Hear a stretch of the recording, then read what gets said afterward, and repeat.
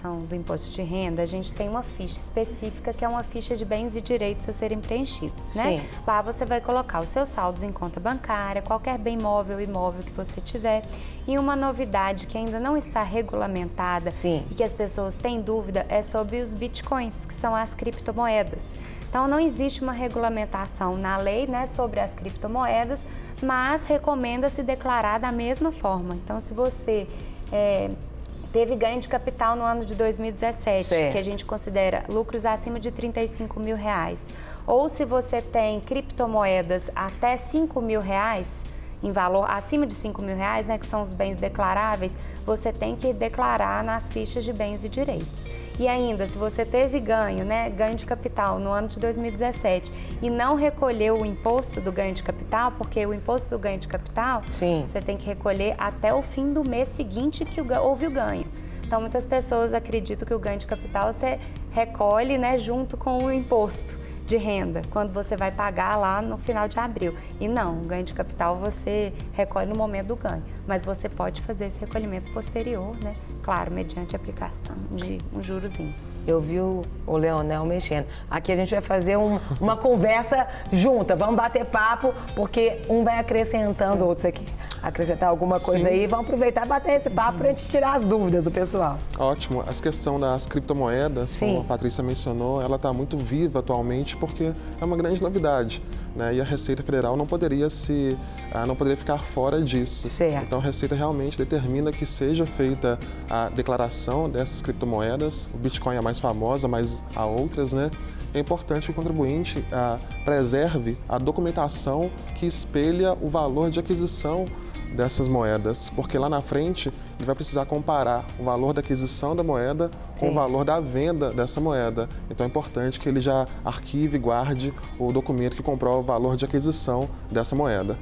Vamos aproveitar, então vamos dar algumas dicas sobre o imposto de renda pro pessoal. Vamos falar sobre a primeira dica aí, que é: tenha toda a documentação e comprovantes de despesas em mãos. Bora lá, vocês aí, nos ajudem aí. Então, todo mundo deixa para a última hora, né? Então, aí vai precisar reunir a documentação, você precisa do informe de rendimentos, né? Quem é trabalhador com carteira assinada, sim, o empregador é obrigado a fornecer, bem como o informe de rendimentos bancários. E agora, uma das novidades da declaração do imposto de renda desse ano é que aumentaram os campos de informação. Então, na ficha de bens e direitos, tem muito mais campos a serem preenchidos. Exemplo, de imóveis, pede o número da matrícula, o registro, sim, a data de aquisição. Para veículos, estão pedindo o Renavan, entre outras informações. Esse ano, elas são facultativas, mas a partir do ano que vem já se tornam obrigatórias. Então, quanto antes a pessoa puder providenciar esses dados, né, melhor. E é importante também comentar o que acontece se a pessoa não consegue comprovar as informações que ela insere na declaração, sim, dela, sim, não é? Se ela não tem a devida guarda dos documentos, depois sim, ela pode ser chamada pela Receita Federal a confirmar alguma informação. Se ela não tiver esse documento que lastreou a informação que ela lançou, ela pode eventualmente ser compelida a pagar o imposto de renda complementar, enfim, até ser multada. Então é fundamental que o contribuinte guarde sempre os documentos que sustentam aquilo que ele informou na sua declaração. Olha, isso é sério. E você pode fazer sua pergunta aqui, ó, 31.98402-9756. O pessoal tá espertaço, gente. Já tá chegando aqui, ó. Bom dia, paz do Senhor, a paz, querido. Um microempreendedor que abriu firma no final de novembro precisa ainda, esse ano, declarar de Belo Horizonte, Dágila. Vai depender do qual valor que ele faturou, né? Às vezes pode ser porque você só é obrigado a declarar se você teve rendimentos tributáveis acima de 28 mil e uns quebradinhos. Sim. Então, se foi acima disso, você é obrigado a declarar. Se foi abaixo disso, não é obrigado, mas sempre recomenda-se declarar, principalmente quem é MEI, quem tem empresa, porque é uma forma de você formalizar. Então, você precisa do documento de imposto de renda. Às vezes, você vai pegar um empréstimo bancário, qualquer outra informação, sim, ou empréstimo que seja, documentação mesmo, em banco, em Receita. Em outros órgãos fiscalizadores, eles pedem a declaração do imposto de renda. Então, ainda que não tenha ficado acima do obrigatório, recomenda-se declarar. Exatamente. Para quem, inclusive, não é obrigado, existe a possibilidade de se entregar de modo facultativo, né? Então, o contribuinte, ainda que ele não seja obrigado, pelas conveniências que a Patrícia mencionou, vale a pena que ele entregue também.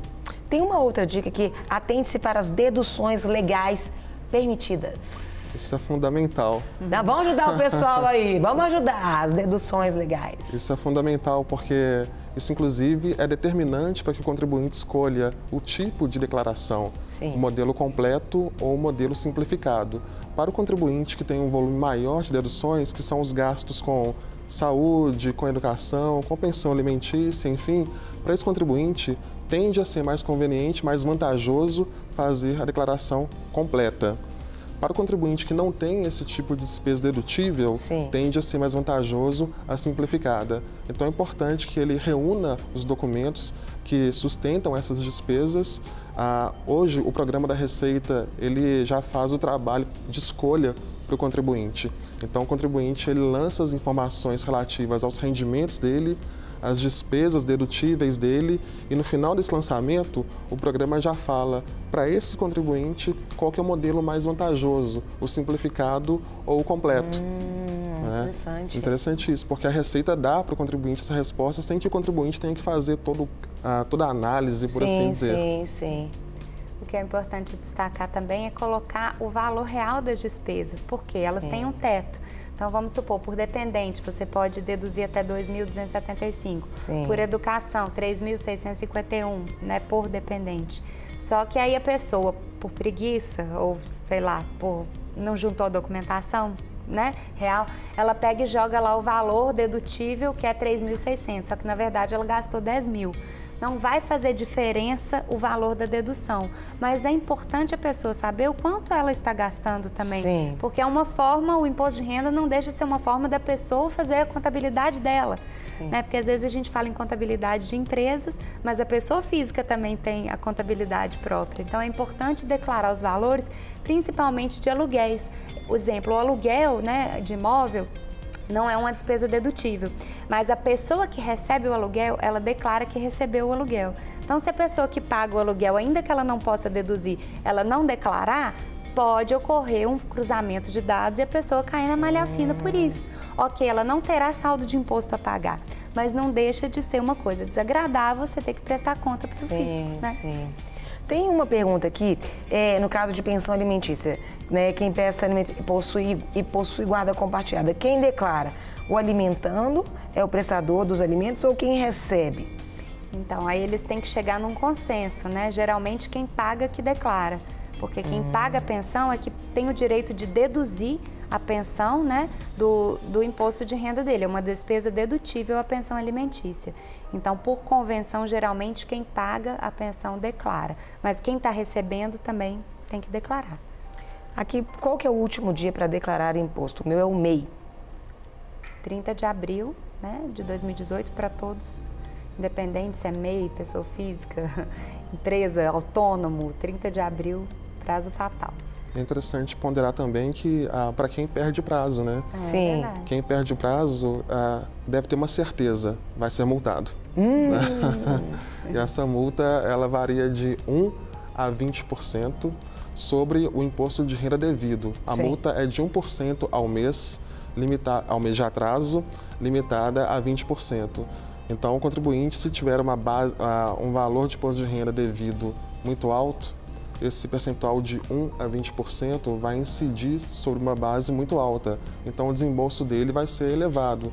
E esse valor de multa, seja ele qual for, ele é dedutível, por assim dizer, ele é abatido do valor do imposto de renda a ser restituído. Então, se o contribuinte tiver um valor a ser restituído, a multa vai ser abatida desse montante. Não tem como escapar, portanto, dessa multa. Ou seja, não vale a pena o contribuinte entregar a declaração fora do prazo. Tem uma outra dica que é lembrar de declarar aí todos os saldos de conta, seja aí aplicação, respectivos rendimentos, direitos, dívidas, bens móveis e imóveis. Porque às vezes as pessoas não declaram, né? Elas têm alguma conta que é poupança ou que é só de investimento e aí ela esquece de declarar essa conta. Não é legal, porque os bancos já têm essa troca automática de informações com as autoridades fiscalizadoras. Então é importante declarar todos os saldos, principalmente acima de R$ 140, que são os obrigatórios. Até porque a Receita Federal atualmente ela trabalha muito com o cruzamento de dados, com o cruzamento de informações. Então, da mesma forma que ela requer do contribuinte que preste informações, ela requer dos bancos, cartórios, enfim, que prestem as informações. Cada vez mais a Receita nos fiscaliza a partir do computador. Sim. E não nos visitando, enfim. Daí a importância de o contribuinte ter em mente a necessidade de declarar, porque a outra ponta, seja o banco, por exemplo, enfim, também está declarando. Sim. A gente aproveitando aqui, o pessoal tá... Pessoal, gente, vocês estão... Parabéns para vocês hoje. Hoje, participação ativa mesmo aqui. Eu tô toda tremendo, que tá chegando mensagem, WhatsApp. Até com relação ao imóvel, chegou uma pergunta assim, ó. Quem tem financiamento de casa própria, como declarar? Como declarar? O imóvel ainda está em fase de obra. Como que faz esse caso? Você tem que, assim, como aumentaram os campos informacionais, Sim. fica melhor até para o contribuinte declarar essa parte. Aí vai depender, por isso nessa parte eu falo, sempre procure um profissional para te auxiliar, né? Principalmente nessas questões que exigem um pouco de julgamento. Então, Sim. você tem que analisar qual que é o valor da sua casa, o que você efetivamente pagou, qual o contrato, né, de financiamento que está em curso, o valor das parcelas que já foram pagas, o valor das parcelas a pagar, né? Então, nada como um profissional para fazer a análise correta para saber como colocar as informações na sua declaração. Exatamente isso. Até porque um dos motivos de o contribuinte cair em malha fina é quanto a informações que ele apresenta de modo equivocado, né? Então, ele apresenta dados equivocados, o sistema da Receita percebe esses equívocos e aí ele é chamado a prestar informações complementares. Daí a pertinência de se fazer a inserção correta da informação. Tem uma dica aí que eu acho que não acontece muito, a gente vai dar só para depois ninguém falar. Não deixe para a última hora. Isso não acontece, né, gente? Quase não acontece. Ele já falando assim, só por falar, mas imposto de renda, o pessoal não deixa para a última hora. Mas é incrível, viu? A gente Hashtag fala, só que não. Todo ano é a mesma coisa, não vou deixar para a última hora, não vou. Aí chega, ao invés de juntar a declaração, chegar lá no escritório, né, do seu profissional de confiança, início de março, porque ele vai juntar, se faltar alguma informação, Sim, sempre é muito difícil a pessoa já chegar com todos os documentos. Sim. Sempre tem, mas eu tenho um carro lá, cadê seu documento do carro? Eu tenho que procurar porque vendi, nanana.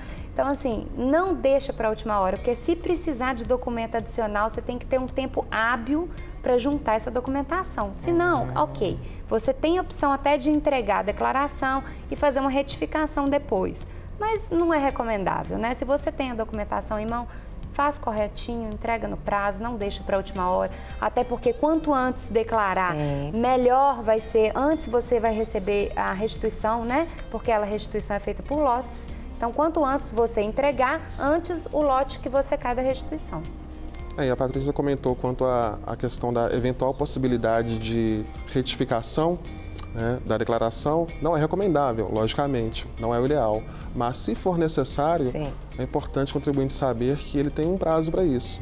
E o prazo para retificação é de 5 anos, contados do envio da declaração que vai ser retificada. Certo. Mas esse prazo pode ser encurtado, porque ele não pode retificar se ele estiver sob fiscalização em relação às informações que foram entregues. Então, se ele estiver sendo fiscalizado, não vai ter essa possibilidade de, em 5 anos, fazer a retificação. Ou seja, evitemos, então, retificar. O ideal é que a declaração originária já vá correta, com todos os dados sustentados, organizados, enfim. Gente, e o pessoal aqui tá dando parabéns, está agradecendo as respostas, falando que o programa tá excelente. E mais uma última dica aí, pelo menos para você aí, contrate um contador para elaborar a declaração junto com você.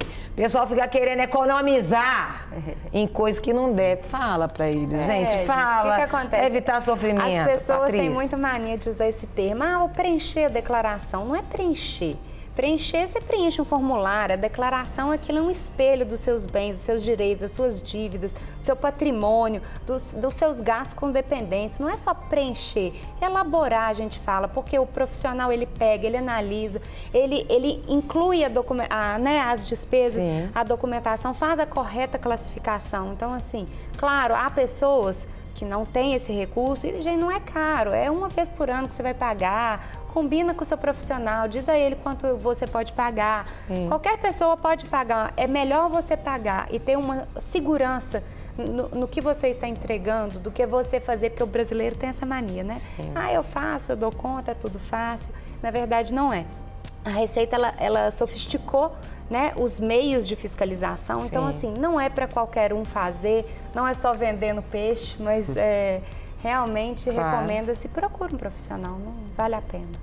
Até para evitar também o risco de eventuais autuações futuras. Sim. Porque o contribuinte, a partir do instante que ele entrega aqueles dados à Receita Federal, ele se responsabiliza pela veracidade daquelas informações. Certo, com certeza. Então, cada informação ali, se não for bem elaborada, bem entregue, fundamentada, sustentada, pode gerar problemas futuros, cuja resolução tende a ficar mais cara. Gente, Leonel, Patrícia, parabéns. Obrigada. Uma aula que vocês deram aqui. Muito Deus obrigada. abençoe e volte. Para receber todas as novidades do canal, inscreva-se. E se curtir o vídeo, clique em gostei. Aproveite para acompanhar a Rede Super nas redes sociais.